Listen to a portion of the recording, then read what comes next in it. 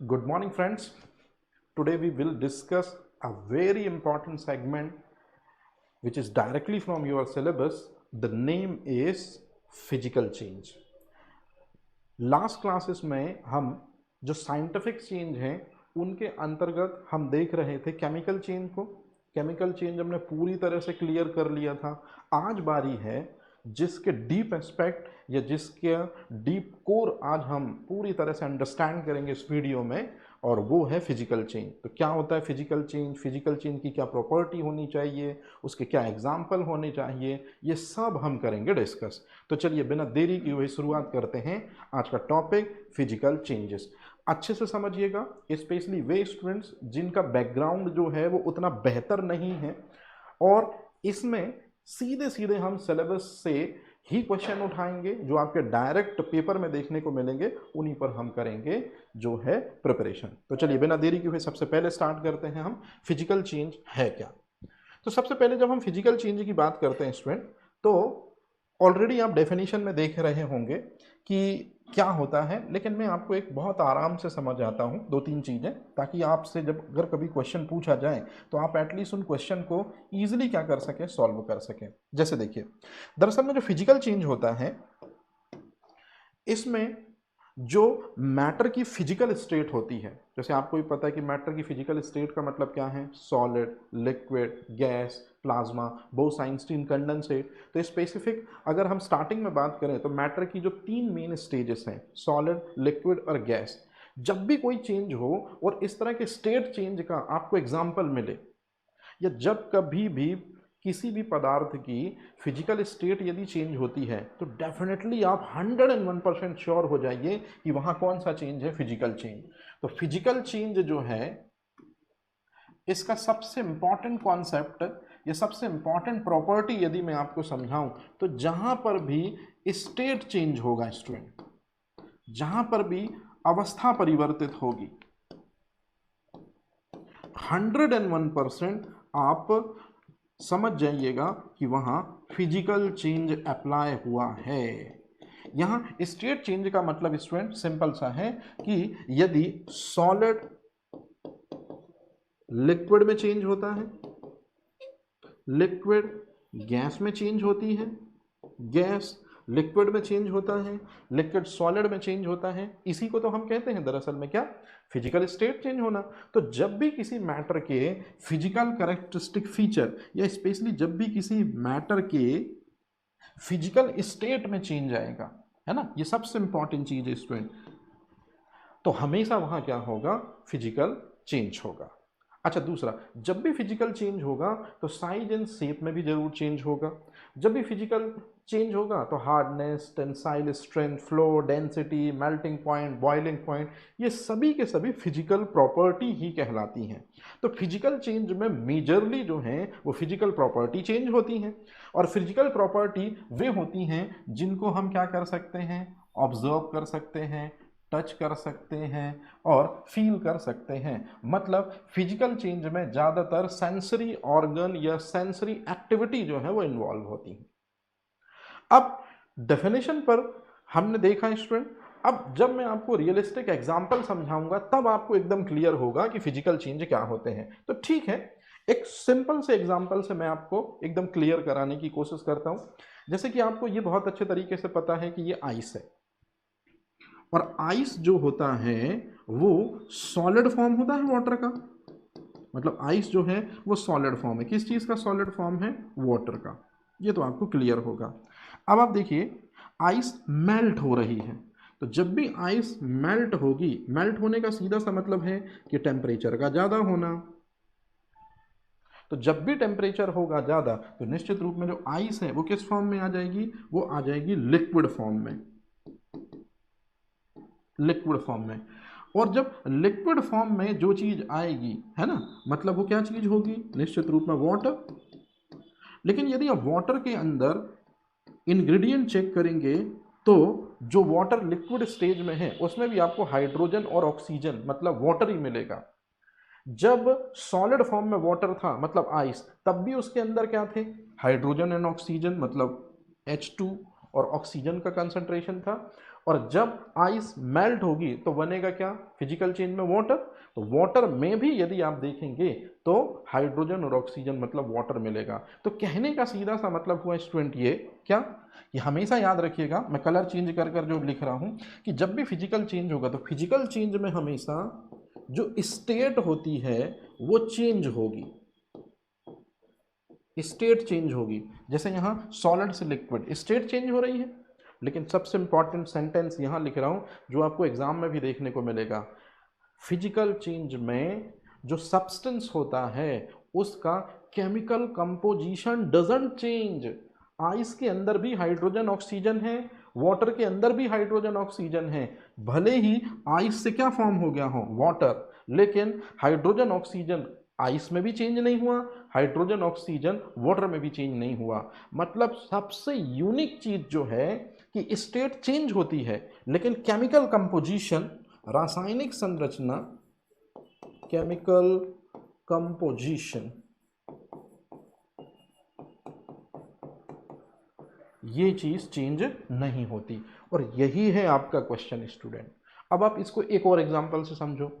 जो LPG cylinder होते हैं, आपने हमेशा से सुना होगा और ये चीज पढ़ी भी होगी कि एलपीजी सिलेंडर के अंदर जो है वो क्या होता है, वो होता है लिक्विड। तभी तो इसको लिक्विफाइड पेट्रोलियम गैस कहते हैं। और जब लिक्विफाइड पेट्रोलियम जो गैस होती है, यही दरअसल में मतलब जो लिक्विड होता है, और ये लिक्विड क्या होती है, नेचुरल गैस। तो जो नेचुरल गैस पेट्रोलियम सिलेंडर के अंदर भरी जाती है तो ये लिक्विड फॉर्म में होती है। और जब इसी में क्या किया जाता है स्टूडेंट कि प्रेशर कम किया जाता है, टेम्परेचर भी निश्चित रूप में कम किया जाता है। तो ऐसी कंडीशन में जो है वो लिक्विड जो है वो किस फॉर्म में आ जाता है, तो लिक्विड जो है वो किस फॉर्म में आ जाएगा स्टूडेंट, गैस फॉर्म में आ जाएगा। ये चीज एक्सट्रीमली सॉरी, यहाँ एक चेंज करना है स्टूडेंट कि टेम्परेचर जब ज़्यादा होगा, मतलब प्रेशर कम होगा टेम्परेचर ज़्यादा होगा तो लिक्विड जो है वो गैस फॉर्म में आ जाएगी। और एलपीजी सिलेंडर में यही जो गैस है ये आपने पढ़ा होगा कि यही होती है C4H10 और C3H8। तो कहने का सीधा सा मतलब हुआ कि एलपीजी सिलेंडर के अंदर क्या होता है, लिक्विड होती है नेचुरल गैस, लेकिन प्रेशर कम होने की वजह से और टेम्परेचर ज़्यादा होने की वजह से यही किस में चेंज हो जाती है स्टूडेंट, ये चेंज हो जाती है गैसियस फॉर्म में। याद रहेगा ये चीज। तो ये तो जब भी आप स्टेट में चेंज देखें, जैसे एलपीजी सिलेंडर के अंदर ये स्टेट चेंज है, जैसे आइस में ये वाला चीज है, तो कहने का मतलब है कि जब भी स्टेट चेंज होगा तो नेचुरल गैस के जो इंग्रेडिएंट आपको लिक्विड फॉर्म में मिलेंगे, नेचुरल गैस के वही इंग्रेडिएंट आपको गैसियस फॉर्म में भी मिलेंगे। मतलब केमिकल कंपोजिशन डजंट चेंज। और सबसे इंपॉर्टेंट चीज जो है स्टूडेंट, ये आपको चीज थोड़ा सा याद रखना है, जब भी फिजिकल चेंज होता है तो फिजिकल चेंज में जो फिजिकल क्वांटिटीज हैं उनका ज़्यादा इम्पैक्ट होता है। तो ये आप फिजिक्स में पढ़ते हैं, बताइए फिजिकल क्वांटिटी का नंबर कितना है, भौतिक राशियों की संख्या कितनी है। तो फिजिकल क्वांटिटी वे होती हैं जिनका मेजरमेंट किया जा सकता है, जिनका मापन किया जा सके, तो उनका नंबर होता है 7 अर्थात 7। तो इसमें नंबर 1 पोजीशन पर टेम्परेचर है और दूसरे नंबर पर जो चीज आती है आप खुद ही देख सकते हैं, पूरी की पूरी लिस्ट है। तो टेम्परेचर की वजह से ज्यादातर आपको चेंज देखने को मिलते हैं फिजिकल चेंज में, मतलब ज्यादातर एग्जाम्पल आपको इसी में देखने को मिलते हैं। अब इसमें एक सबसे इंपॉर्टेंट चीज है फिजिकल चेंज के, यदि मैं आपको एग्जाम्पल क्लियर करूं तब आपको बहुत अच्छे तरीके से फिजिकल चेंज का मीनिंग क्लियर हो पाएगा कि फिजिकल चेंज है क्या।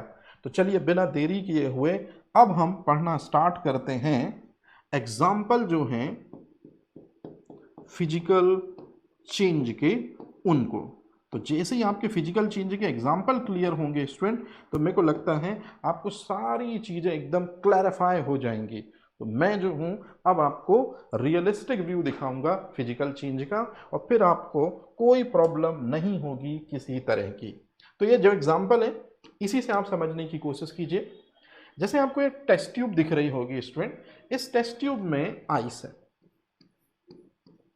आइस है का मतलब है कि आइस जो होता है वो किस फॉर्म में होता है, सॉलिड फॉर्म में होता है। आइस के अंदर यदि हम देखें तो हमको हाइड्रोजन मिलेगी और ऑक्सीजन भी मिलेगा। ठीक है। और ये दोनों हमको किस फॉर्म में मिलेंगे, ये दोनों हाइड्रोजन और ऑक्सीजन कंपाउंड के फॉर्म में, मतलब वाटर के फॉर्म में मिलेंगे। मतलब आइस में भी क्या होता है, हाइड्रोजन ऑक्सीजन मतलब वाटर कंटेंट होता है। अब ध्यान से सुनिए, आइस को हमने क्या किया है कि आइस को जब टेम्परेचर जो है ज़्यादा मिलता है, या टेम्परेचर जो है वो दरअसल में एक फिजिकल क्वांटिटी है, और टेम्परेचर जो है वो किसकी वजह से बन पाता है, हीट की वजह से बन पाता है। तो जब ये जो वर्डिंग लिखी है ना स्टूडेंट, ये ऐड 80 कैलोरी, और ये एनवायरमेंट से ये हीट ली जाती है, 80 कैलोरी है ना, शॉर्ट में लिख दिया, आप समझ जाइएगा, ये एनवायरमेंट से ली जाती है। तो एनवायरमेंट से 80 कैलोरी हीट जब ली जाएगी आइस के थ्रू, या आइस लेगा एनवायरमेंट की इस 80 कैलोरी हीट को, जिसको शायद आप लेटेंट हीट भी बोलते हैं, तो इसी हीट के कांटेक्ट में आने पर जो आइस है ये मेल्ट होना शुरू होगा, या इसी हीट की वजह से आइस को टेम्परेचर ज़्यादा मिलेगा, और फिर जो आइस है वो किस फॉर्म में आ जाएगा स्टूडेंट, ये आ जाएगा वाटर फॉर्म में। तो मैं यहाँ पर फिर लिख दे रहा हूँ स्टूडेंट, ये वाटर हो गया, और वाटर जो है वो किस स्टेट में होता है, लिक्विड स्टेट में होता है। और हमेशा ध्यान रखिएगा कि वाटर के अंदर भी यदि आप झांक कर देखते हैं, तो जब वाटर के अंदर यदि आप झांकेंगे स्टूडेंट, है ना, या उसके अंदर आप विजुलाइज करेंगे, तब आपको हाइड्रोजन मिलेगा, ऑक्सीजन मिलेगा, मतलब ये दोनों के दोनों आपको किस फॉर्म में मिलेंगे, वाटर। ये चीज़ मतलब वाटर के अंदर भी आपको H2O कंपाउंड के फॉर्म में मिलेगा। अब आपने क्या किया कि वाटर जो है इसको आपने फिर टेम्परेचर दिया, और जैसे ही आप वाटर को टेम्परेचर देते हैं तो वाटर जो है वो किस फॉर्म में आ जाता है स्टूडेंट, तो जो वाटर होता है वो आ जाएगा आपका गैस फॉर्म में। और जो गैस है वो तो आपको पता ही है, जिसको हम वेपर भी बोल सकते हैं। तो मैं यहां पर लिख दे रहा हूं स्टूडेंट, वाटर वेपर। और वाटर वेपर जो है वो कौन सा फॉर्म होता है, गैसियस फॉर्म। और इस वाटर वेपर में भी यदि आप चेक करोगे तो आप क्या पाओगे कि वाटर वेपर में भी है हाइड्रोजन, वाटर वेपर में भी है ऑक्सीजन, मतलब वाटर वेपर में भी H2O मिलेगा ही मिलेगा। अब आप खुद देखिए स्टूडेंट, इस पर्टिकुलर रिएक्शन में यदि आइस है तो आइस एक सॉलिड स्टेट हो गई, फिर आइस से ही बनता है वाटर, वाटर लिक्विड स्टेट हो गई, और वाटर से ही बनता है स्टूडेंट गैस या वाटर वेपर, तो ये गैसियस स्टेट हो गई। मतलब आप खुद देखिए, जो मेरे को आपको सबसे इंपॉर्टेंट चीज बताना है कि जब भी फिजिकल चेंज होगा तो हमेशा ये चीज स्टेट में चेंज होना ही होना है, ये आपको ध्यान रखना है कि फिजिकल चेंज किसे कहते हैं, जिसमें स्टेट चेंज हो। स्टेट चेंज हो का मतलब सॉलिड लिक्विड में, लिक्विड गैस में, गैस वाटर में, मतलब लिक्विड में, और ये सॉलिड में। तो ये पहली चीज हो गई। अब दूसरी सबसे इंपॉर्टेंट चीज, इस डायग्राम में जो हमको बहुत अच्छे से समझनी है, या ये डायग्राम हमको बहुत अच्छे से बता रहा है कि जब भी आप स्टेट चेंज होते देख रहे हैं तो स्टेट चेंज होने में आइस के अंदर मॉलिक्यूल वाटर के ही हैं, वाटर के अंदर भी हाइड्रोजन ऑक्सीजन के ही मॉलिक्यूल हैं, और वाटर वेपर के अंदर भी हाइड्रोजन ऑक्सीजन के मॉलिक्यूल हैं। मतलब केमिकल कंपोजिशन जो है, रासायनिक संगठन जो है वो सेम है। तो केमिकल कंपोजिशन जो है वो क्या होगा स्टूडेंट, वो सेम रहेगा, या केमिकल कंपोजिशन जो है वो अनचेंज होगा। यहां अनचेंज का मतलब, अनचेंज का मतलब है कि हाइड्रोजन है और ऑक्सीजन सभी में है, तो ये सभी में होगा, ये चीज है, ऐसा है। अब आप थोड़ा सा फिजिक्स देख लीजिए स्टूडेंट, ये आइस क्यूब है। आइस क्यूब जो है वो निश्चित रूप में मेल्ट होना स्टार्ट होता है कितने डिग्री पर, 0 डिग्री पर, ये आपने सुना होगा। क्यों 0 डिग्री पर? जैसे ही आप आइस को अपने हैंड में रखते हैं तो एक्सटर्नल एनवायरमेंट की जो हीट है, जिसको हम लेटेंट हीट कहते हैं, वो ऐड होती है इसके साथ। और वो कितनी होती है स्टूडेंट, 80 कैलोरी। और इसी 80 कैलोरी को पाकर जो आइस है वो मेल्ट होनी शुरू होती है, और ये देखिए ये किस फॉर्म में आ गई, ये लिक्विड फॉर्म में आ गई। तो ये आइस जो है ये मेल्ट होती है एक्सटर्नल एनवायरमेंट की हीट की वजह से, 80 कैलोरी की वजह से, तो 0 डिग्री सेंटीग्रेड। फिर ये 0 डिग्री सेंटीग्रेड से 100 डिग्री सेंटीग्रेड आपको पानी को क्या करना है, बॉईल करना होगा, तो निश्चित रूप में फिर हीट देनी पड़ेगी आपको। मतलब इस प्रोसीजर में भी आप देखिए ये 100 डिग्री कैलोरी या 100 डिग्री सेंटीग्रेड आपको हीट देनी होगी, और 100 डिग्री पर पानी जो है वो एवेपोरेट होना शुरू होता है, और एवेपोरेट होकर जब ये पानी हाईली जो है एवेपोरेट होगा तो क्या बन जाएगा, वाटर वेपर बन जाएगा। और वाटर वेपर जब बन जाएगा तो एनवायरमेंट से इतनी हीट और ऐड होती है इसमें, इसी वजह से तो वार्म वाटर से जलना और उसकी वाटर वेपर से जलने में ज़्यादा पेन वाटर वेपर से जलने में होता है, क्योंकि वाटर वेपर में एक्स्ट्रा एड ऑन हीट होती है, लेटेंट हीट 540 कैलोरी। तो ये आपने फिजिक्स में बहुत अच्छे से पढ़ा होगा। मेरे को मेन चीज़ समझानी थी स्टूडेंट कि आइस में भी ये केमिकल कंपोजिशन है, वाटर में भी स्टूडेंट यही केमिकल कंपोजिशन है, और आइस वेपर में भी स्टूडेंट यही केमिकल कंपोजिशन है। तो अब मुझे नहीं लगता है कि किसी तरह की कोई प्रॉब्लम आपको होनी चाहिए। एक बार final statement repeat, state change होगी फिजिकल चेंज में जैसे कि आपने देखा, लेकिन क्या चीज चेंज नहीं होगी या क्या चीज रिमेन कांस्टेंट बनी रहेगी, केमिकल कंपोजिशन। कोई कंफ्यूजन तो नहीं है? चलिए, अब ये वही चीज जो मैंने साफ सुथरे तरीके से लिखी है, पहले मैं हिंदी में एक बार बता दे रहा हूं, फिर मैं इंग्लिश में आता हूं इसको, कि जब भी इंटर कन्वर्जन होगा स्टूडेंट, ये वर्ड आपको याद रखना है, फिजिकल चेंज का सबसे इंपॉर्टेंट फीचर जो मैंने आपको स्टार्टिंग में बताया था, ये चीज मैंने आपको बताई थी स्टूडेंट, जब भी स्टेट चेंज होगी तो एक सब्सटेंस दूसरे में, दूसरा तीसरे में चेंज होगा, इसी को हम इंटरचेंज भी बोल सकते हैं स्टूडेंट। तो ये इंटर कन्वर्जन या इंटरचेंज जो है, ये फिजिकल चेंज का सबसे यूनिक फीचर है, ये सबसे इंपॉर्टेंट फीचर है, ये आपको याद रखना है। तो मैं यहीं पर लिख दे रहा हूं इंपॉर्टेंट फीचर, ये चीज। अब दूसरी सबसे इंपॉर्टेंट चीज कि जब भी फिजिकल चेंज होता है तो मैटर की सिर्फ फिजिकल स्टेज या फिजिकल स्टेट जो है वो चेंज होती है, भौतिक अवस्था बदलती है, जैसे आकार बदल जाएगा, आकृति बदल जाएगा। जैसे आप ये देखिए यहाँ शेप कैसा मिल रहा है, फिर यहाँ शेप देखिए, फिर वाटर वेपर का शेप देखिए, तो साइज एंड शेप चेंज हो जाएगा। लेकिन ये जो वर्ड है स्टूडेंट, ये सबसे इंपॉर्टेंट वर्ड है, जो केमिकल कंपोजिशन है, जो रासायनिक संरचना है, वो नहीं बदलती। तो एक लास्ट और फाइनल स्टेटमेंट में लिख रहा हूं कि जब भी फिजिकल चेंज होगा तो सब्सटेंस की फिजिकल स्टेट चेंज होगी। ये इंपॉर्टेंट चीज है, ये आपके एग्जाम में पूछा भी जाता है कि फिजिकल चेंज में कौन सा इंपॉर्टेंट स्टेटमेंट ट्रू है, तो फिजिकल स्टेट चेंज होती है, शेप साइज चेंज होगा, लेकिन केमिकल नेचर जो है या केमिकल स्ट्रक्चर जो है वो कभी भी चेंज नहीं होगा। आइस के अंदर हाइड्रोजन ऑक्सीजन है, वाटर के अंदर भी हाइड्रोजन ऑक्सीजन है, वाटर वेपर के इनसाइड में भी हाइड्रोजन ऑक्सीजन है, याद रहेगा। और ये आपके एनडीए सीडीएस का सबसे इंपॉर्टेंट क्वेश्चन कि वाटर का आइस में कन्वर्जन या आइस का वाटर में चेंज होना कौन सा चेंज होता है, तो ये आप अब क्लियर कर लेंगे कि ये फिजिकल चेंज है। ठीक है, अच्छा अब चलते हैं फिजिकल चेंज के दूसरे सेगमेंट की तरफ।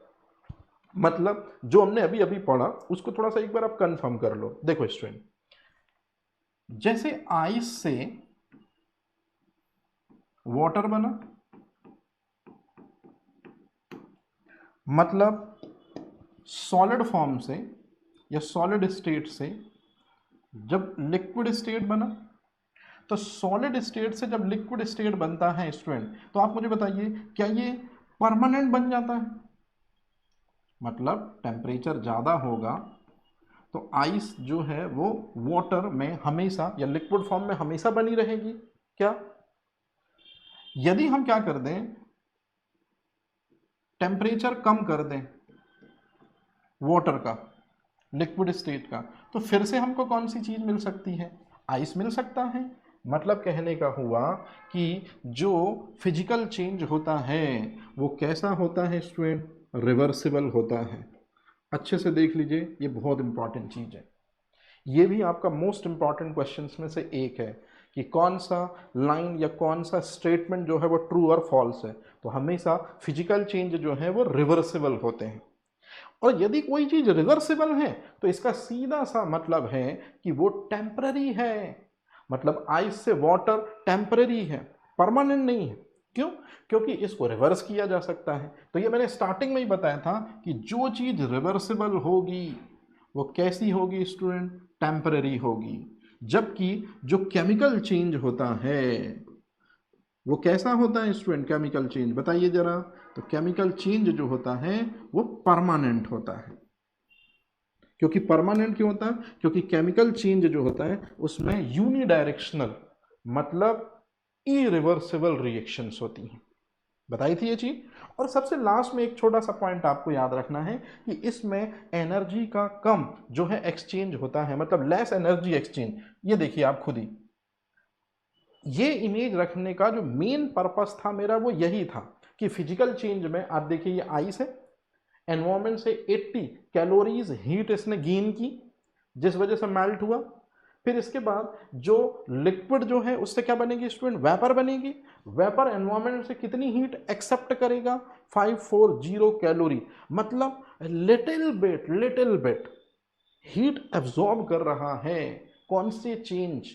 फिजिकल चेंज या फिजिकल फॉर्म। तो जब भी इंटर कन्वर्जन होता है एक सब्सटेंस का दूसरे में, तो याद रखेंगे आप कि एक्सचेंज ऑफ एनर्जी होगी, लेकिन वो एक्सचेंज ऑफ एनर्जी जो है वो बहुत लेस होगी।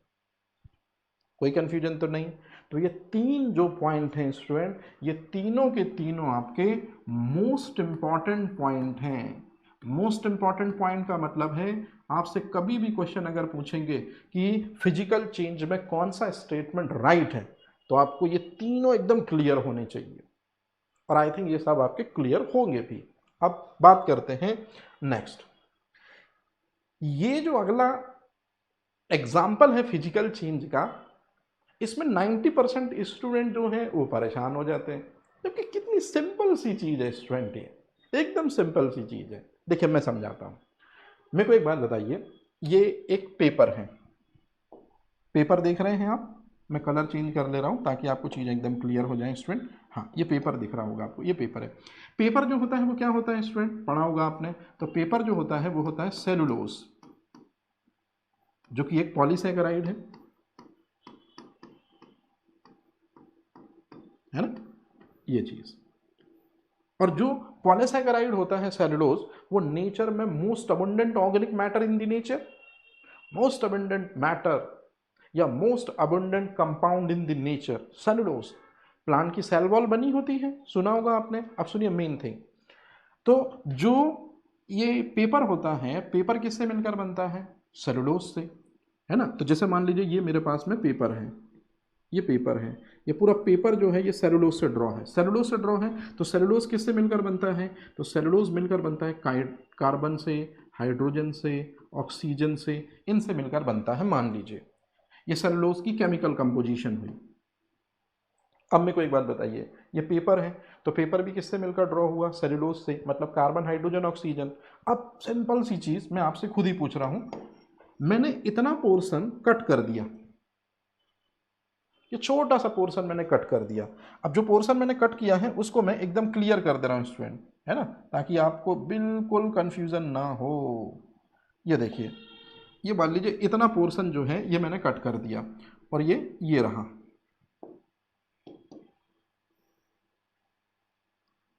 ये मान लीजिए ये चीज है, ये इतना सा पोर्शन मैंने कट कर दिया। अब आप मुझे बताइए, जो ये पेपर है, पेपर का ये जो वाला पोर्शन है, मतलब ये जो पोर्शन है पेपर का ये वाला, यदि ये कार्बन, हाइड्रोजन, ऑक्सीजन से मिलकर बना होगा, तो जब इस पेपर को कटिंग करी या इस पेपर को कट किया तो इसमें भी कार्बन, हाइड्रोजन, ऑक्सीजन ही तो है। मतलब जब भी आप क्या कर रहे हैं, पेपर को कट कर रहे हैं, तो उसके इस चीज में चेंज हो रहा है, साइज और शेप में क्या हो रहा है स्टूडेंट? चेंज हो रहा है। जैसे कि देखिए ये चीज, आपने पेपर को कट किया तो साइज एंड शेप में चेंज हुआ ना। ये जो पहले जो था ये रेक्टेंगुलर था, अभी कैसा हो गया? ऐसा हो गया। लेकिन आप मुझे बताइए, यहां पर भी कार्बन है, हाइड्रोजन है, ऑक्सीजन है, और जो पोर्शन कट हो गया, कार्बन, हाइड्रोजन, ऑक्सीजन, यहां पर भी होगा कि नहीं होगा? यही है फिजिकल चेंज। मतलब फिजिकल चेंज में आपको ये चीज़ याद रखनी है कि जब आप पेपर को कट करते हैं तो पेपर को कट करने पर साइज एंड शेप चेंज हुआ, मतलब पहला स्टेटमेंट।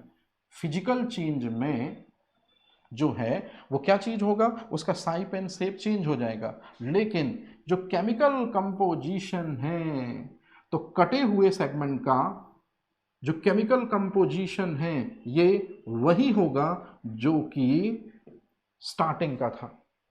मतलब पेरेंट्स में जो कार्बन हाइड्रोजन ऑक्सीजन था, जो सेलुलोज था, वही जब आपने कट किया तो कटे हुए सेगमेंट में भी वही होगा सेलुलोज अर्थात कार्बन हाइड्रोजन ऑक्सीजन। मतलब जब आप किसी कागज को कट करते हैं या जब आप किसी क्लॉथ को कट करते हैं तो जो कटा हुआ सेगमेंट होता है उसमें भी वही यूनिक केमिकल कंपोजिशन होता है जो पेरेंट्स में होता है।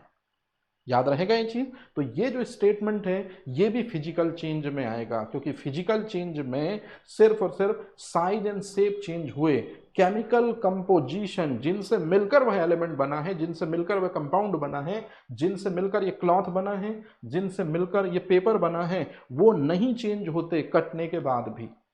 तो याद रहेगा ये चीज। तो चाहे आप पेपर काटें और चाहे आप क्लॉथ काटें, ये जो चीज है केमिकल कंपोजिशन ये डजंट चेंज। हाँ, शेप एंड साइज जरूर चेंज हुआ है ना, शेप एंड साइज जरूर चेंज हुआ है। जैसे यदि हम क्लॉथ की बात करें तो ये क्लॉथ है, ये रेयॉन है।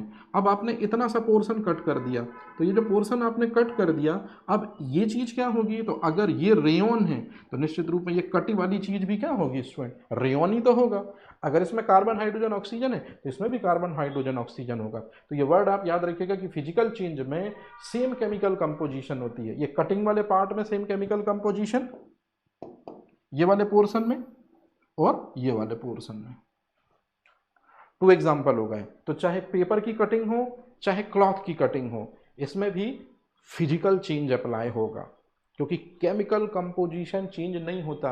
और यही केमिकल कंपोजिशन स्टेट चेंज में भी चेंज नहीं होता है भाई। जब सॉलिड से लिक्विड, लिक्विड से गैस बनते हैं तो स्टेट जरूर चेंज होती है, लेकिन क्या वाटर मॉलिक्यूल चेंज हो जाते हैं, क्या हाइड्रोजन ऑक्सीजन का रेशियो चेंज हो जाता है आइस में, वाटर में और वाटर वेपर में? नहीं, मतलब फिजिकल चेंज।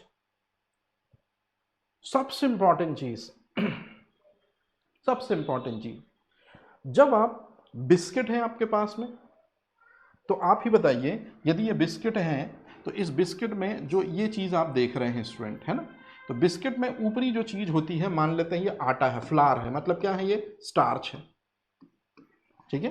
अच्छा, और जो आप बीच में देख रहे हैं स्टूडेंट, ये बीच में क्रीम है।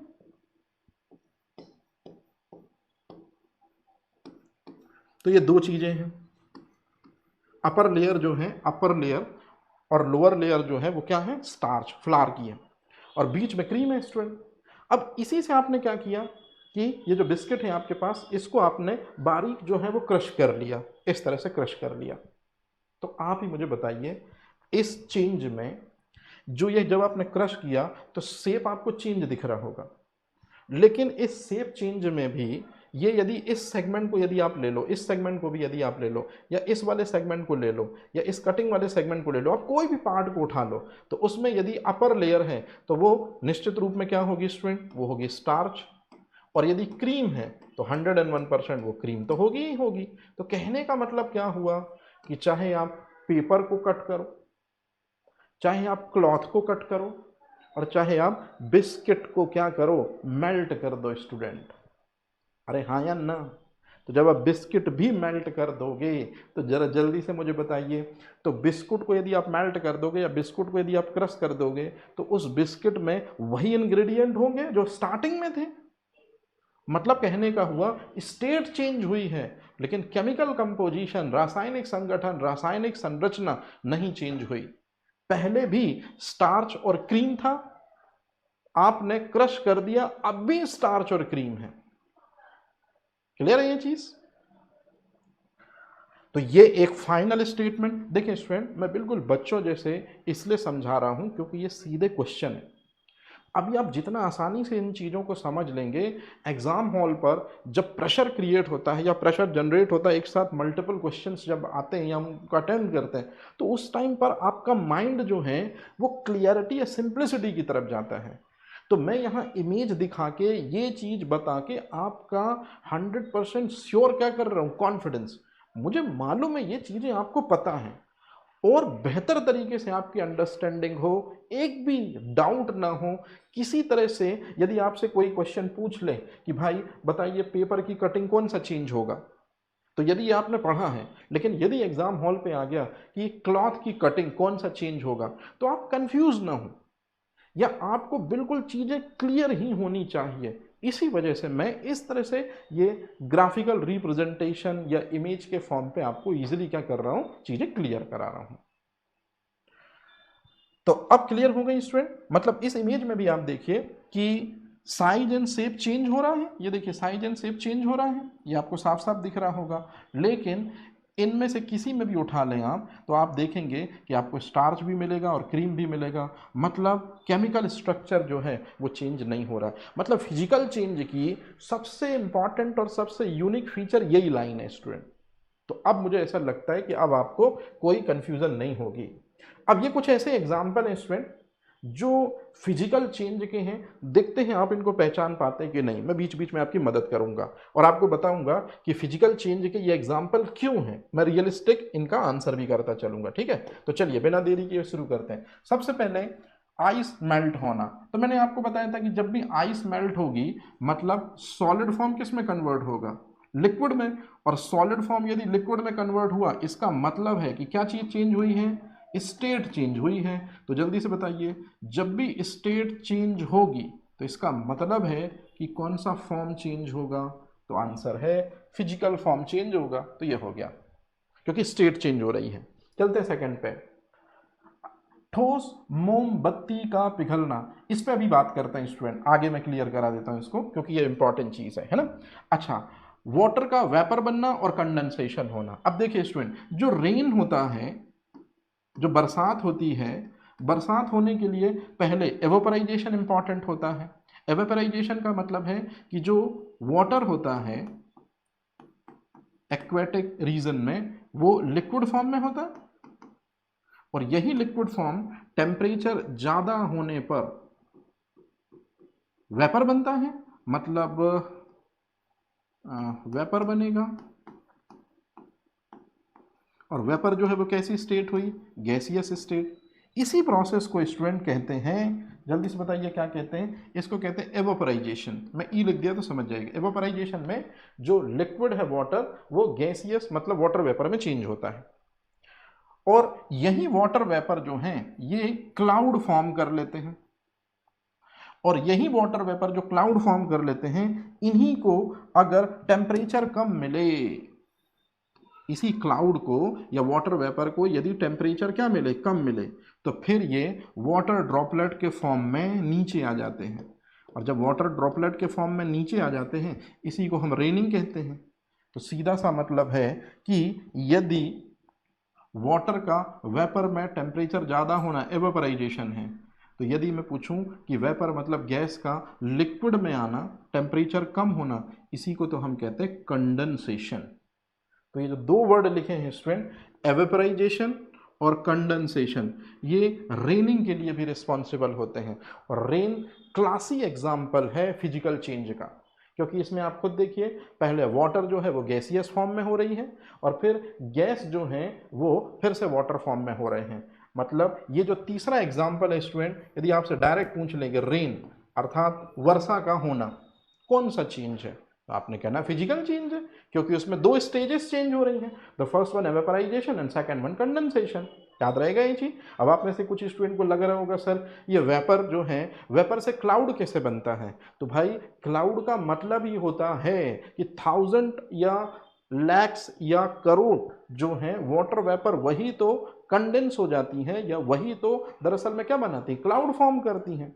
सो क्लाउड दरअसल में ग्रुप है वाटर वेपर का। जब टेम्परेचर कम मिलेगा क्लाउड को या वाटर वेपर को, तो वो लिक्विड फॉर्म में आ जाएंगी, अर्थ पर बरस जाएंगी बूंदों के रूप में, और इसी को हम रेनिंग बोलते हैं स्टूडेंट।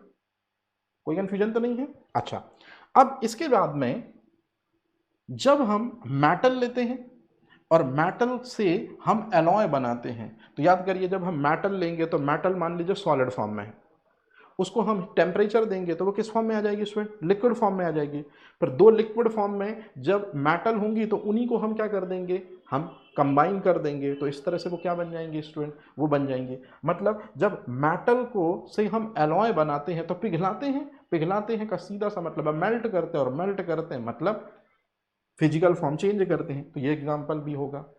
अब जो ये लिखा है नेचुरल गैस को अच्छे से देख लीजिए स्टूडेंट, बहुत इंपॉर्टेंट चीज है। नेचुरल गैस को जब हम बहुत कम टेम्परेचर देते हैं तो फिर वो लिक्विड फॉर्म में आ जाती है। मतलब एलपीजी सिलेंडर जो है ये भी कौन से कॉन्सेप्ट पर जाता है? तो एलपीजी सिलेंडर के अंदर लिक्विड होता है। लिक्विड को हम किस में कन्वर्ट करते हैं स्टूडेंट? गैस में कन्वर्ट करते हैं। क्योंकि जब हम स्टोव का बर्नर ऑन करते तो दरअसल में गैस बाहर आती है, वो मिथाइल मरकैप्टन है ना। तो कहने का मतलब है कि एलपीजी सिलेंडर में जो गैस बाहर आ रही है लेकिन अंदर जो है वो क्या भरा हुआ है? लिक्विड। मतलब स्टेट चेंज, मतलब सीधा सा है फिजिकल चेंज। कोई कंफ्यूजन तो नहीं है? तो ये सारे एग्जाम्पल जिनमें स्टेट चेंज हो रही है, लेकिन मैं आपको बोलूंगा ये दो आप और देख लो। आपके एग्जाम पे आजकल ये पैटर्न चल रहा है कि जब भी जो टी है उसको डाला जा रहा है किस पे? यदि टी हॉट है और उसको डाला जा रहा है ऐसे वेसल में जो कि ग्लास का बना है, तो आपने देखा होगा कि जो हीट होती है कॉफ़ी में या टी में, कई बार वो हीट जो होती है उसको कौन एक्सेस करने की कोशिश करता है? ग्लास के मॉलिक्यूल्स। लेकिन कई बार वो ग्लास के मॉलिक्यूल एक्सेसिव हीट को हैंडल नहीं कर पाते और इसी वजह से ग्लास जो है वो ब्रेक हो जाता है।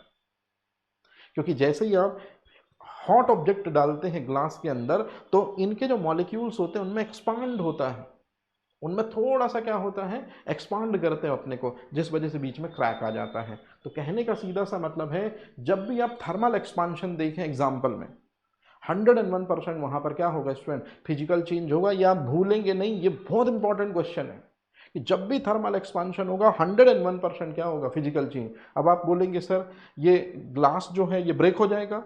अरे भाई तो ग्लास ब्रेक हो जाएगा, फिर से आप इसको ग्लास इंडस्ट्री में ले जाएंगे, इसमें थोड़ा सा क्यूलेट मिला देंगे और वो जो रोटेटिंग पाइल होती है उसके अंदर ये जो पार्ट होंगे अनब्रेकेबल, सॉरी ब्रेकेबल जो पार्ट होंगे इनको आप डाल देंगे, फिर से आपको नया क्या मिल जाएगा? ग्लास मिल जाएगा। तो ये रिवर्सिबल प्रोसेस है, तो कोई दिक्कत नहीं है। और दूसरी चीज है कि स्प्रेड इन ड्राई सॉइल। आपने देखा होगा गांव वगैरह में यदि कभी आप गए होंगे तो टेम्परेचर ज़्यादा होने की वजह से मिट्टी जो है उसमें दरारें आती जाती हैं और क्रैक जो है वो बढ़ते जाते हैं, है ना, उनका विड्थ जो है वो ज़्यादा होता जाता है। लेकिन जैसे ही पानी की कुछ सॉइल पर पानी के ड्रॉपलेट पड़ते हैं, पानी की बूंदें पड़ती हैं, तो जो क्रैक बहुत बड़े बन गए थे धीरे धीरे धीरे धीरे वो क्रैक अपने आप फिलअप होने लगते हैं। तो हम ऐसा मानते हैं कि जब टेम्परेचर ज़्यादा होता है तो क्रैक जो हैं वो इस तरह से होते हैं, है ना। और जैसे ही टेम्परेचर कम होता है ये क्रैक जो हैं ये धीरे धीरे धीरे धीरे धीरे धीरे क्या होने लगते हैं? ये इस तरह से फिलअप होने लगते हैं, ये इस तरह से फिलअप होने लगते हैं। तो कहने का सीधा सा मतलब है कि पहले क्रैक ज़्यादा फिर धीरे धीरे कम। मतलब कौन सा चेंज है? स्टेट चेंज हो रहा है, लेकिन सॉइल उस समय भी वही है तो सॉइल अब भी वही है। मतलब केमिकल कंपोजिशन डजंट चेंज, मतलब फिजिकल फॉर्म।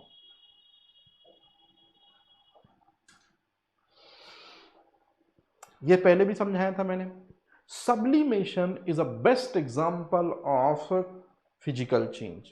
मैंने आपको शुरू से बताया स्टूडेंट कि जो सॉलिड होता है वो यदि लिक्विड में चेंज हो, ये आइस के केस में हमने यही देखा, लिक्विड जो हो वो गैसियस फॉर्म में आ जाए, ये भी हमने देखा। लेकिन सब्लिमेशन वो होता है जिसमें सॉलिड को, अच्छा ये दोनों प्रोसेस हैं टेम्परेचर ज़्यादा होने की वजह से होंगे स्टूडेंट, ये चीज़। लेकिन यदि आप टेम्परेचर ज़्यादा ही दे दो तो ऐसी कंडीशन में सॉलिड डायरेक्ट जो है वो गैसियस फॉर्म में आ जाता है। तो जैसे कि आप ये देख रहे होंगे, या आपको नेप्थलीन या आपको कपूर वगैरह दिख रहा होगा। कपूर जो है ये कौन सा फॉर्म होता है? ये होता है सॉलिड फॉर्म। और एटमॉस्फेयर की हीट जो है वो इतनी होती है कि डायरेक्ट इसको वो किस फॉर्म में ले आती है, गैसियस फॉर्म में ले आती है। तो जब कोई सॉलिड लिक्विड में चेंज ना होकर डायरेक्ट गैस बनता है तो इसी प्रोसेस को हम क्या कहते हैं स्टूडेंट, सब्लिमेशन। इसी प्रोसेस को हम कहते हैं ऊर्ध्वपातन। तो सब्लिमेशन में जो सॉलिड है वो डायरेक्ट किस में आ जाएगा, गैसियस फॉर्म में आ जाएगा। याद रहेगा ये चीज।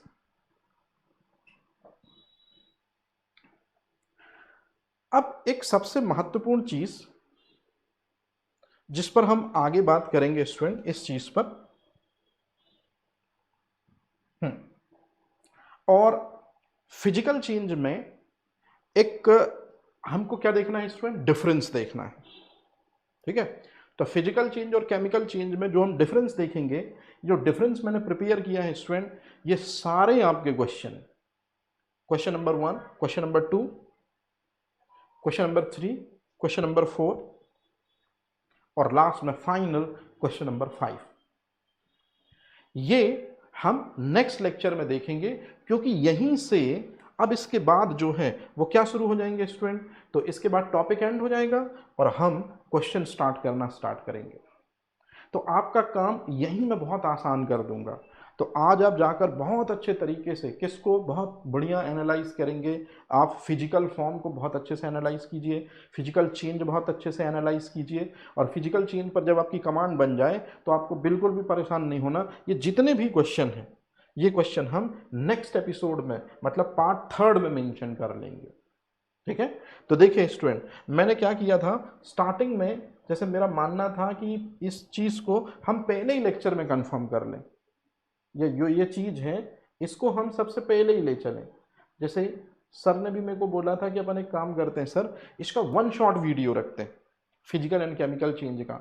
लेकिन मुझे पता था कि बहुत से स्टूडेंट जिनकी प्रिपरेशन एक्सट्रीम लेवल पर है वो तो फटाक से इनको क्लियर कर लेंगे, लेकिन जो ऐसे स्टूडेंट हैं, जो वीक स्टूडेंट हैं, उनको भी हमको साथ में लेना था। इसलिए हमने 1 शॉट स्टार्टिंग में रखी थी, लेकिन फिर हमने इस वीडियो के पहले मैंने केमिकल चेंज समझाया, फिर मैंने फिजिकल चेंज समझाया। अब चाहूँ तो आज ही मैं क्वेश्चन सॉल्व करा दूँ, लेकिन 1 दिन का और टाइम दे रहा हूँ ताकि आप और अच्छे से फिजिकल एंड केमिकल चेंज के क्वेश्चंस को क्लियर कर लें।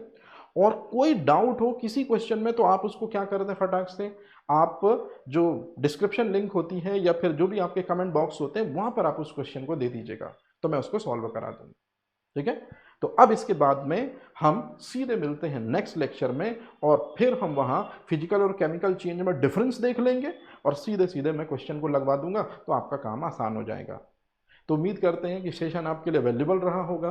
एक यूनिक चीज़ भी इस सेशन से यदि आपने गेन की होगी तो इस लेक्चर का जो मीनिंग है या जो पर्पस है वो 100% कंप्लीट हो गया होगा। Thank you very much, have a good day, thank you.